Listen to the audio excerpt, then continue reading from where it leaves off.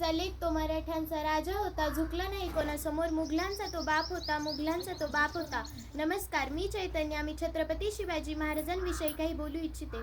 महाराष्ट्राचा जो इतिहास लिहिला तो कोणी एरेगेरेंनी नव्हे, हिरव्या पिवळ्या शालीने, घोड्यांच्या टापेने, तलवारीच्या खणखणाटीनं, शाहिरांच्या डफानं, आणि हा जो इतिहास घडविला तो छत्रपती शिवाजी महाराजांनी.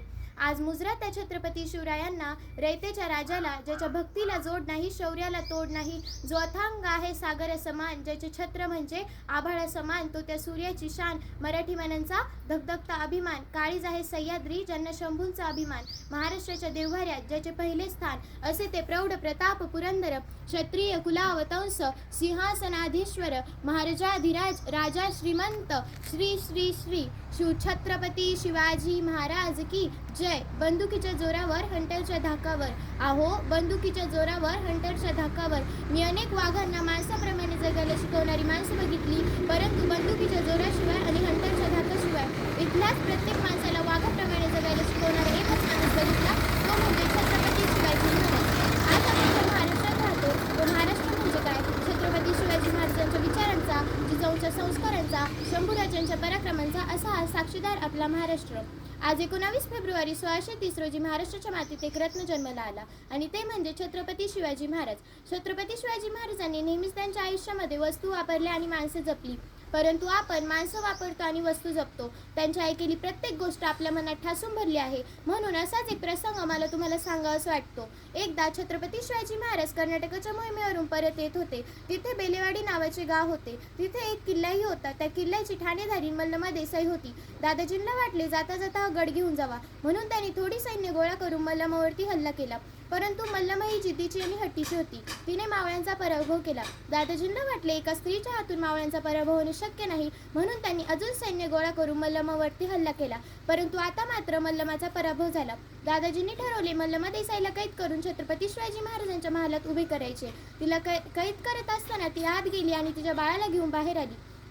जेव्हा मल्लमा देसाईला छत्रपती शिवाजी महाराजांच्या महालात उभे केले, तिला वाटले प्रत्येक राजा आपल्या गुन्हेगाराला शिक्षा देतो, तसा हाही राजा मला शिक्षा देईल, मला आणि माझ्या बाळाला मारून टाकेल. असा विचार करत ती छत्रपती शिवाजी महाराजांसमोर गेली आणि नतमस्तक होऊन म्हणाली, महाराज, मी तुमची गुन्हेगार आहे महाराज. तुम्हाला जी शिक्षा द्यायची ती पण मला द्या, पण माझ्या बाळाला काहीच करू नका महाराज. हे ऐकून छत्रपती शिवाजी महाराजांनी स्मित हास्य केले. त्यांनी चिटणीसाला इशारा केला. चिटणीस आत गेला आणि दुधाची वाटी घेऊन बाहेर आला.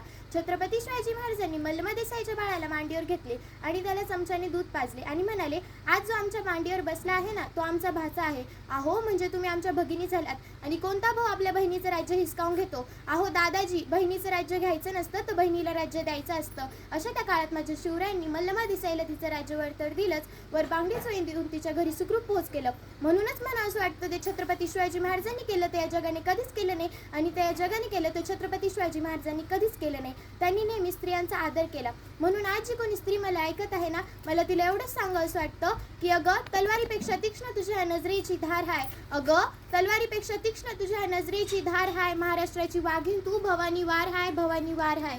भगव्याची रक्षणी तू, स्वराज्याची तू मेघ हाय. भगव्याची रक्षणी तू, स्वराज्याची तू मेघ हाय. कमी समजू नकोस तू स्वतःला, तू जिजाऊंची लेख आहे, तू जिजाऊंची लेख आहे. आता कितीतरी वर्ष झाली तरी अलीकडच्याच एका काळातला प्रसंग मला तुम्हाला सांगावासा वाटतो. एकदा इटलीचे पंतप्रधान भारत भेटीसाठी आले होते. त्याला गाईड्सने काही प्रश्न विचारले.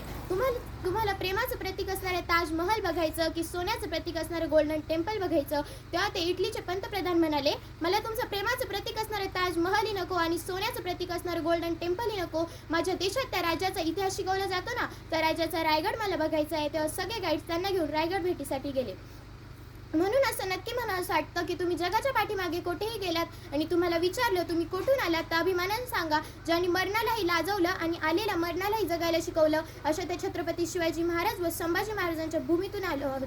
म्हणून असं म्हणावंसं वाटतं, ज्या मातीत जन्मले त्या मातीचा रंग सावळा आहे. आहो, ज्या मातीत जन्मले त्या मातीचा रंग सावळा आहे.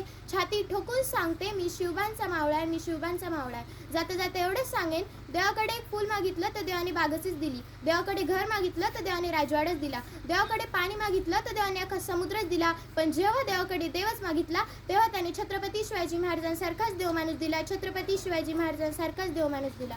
धन्यवाद.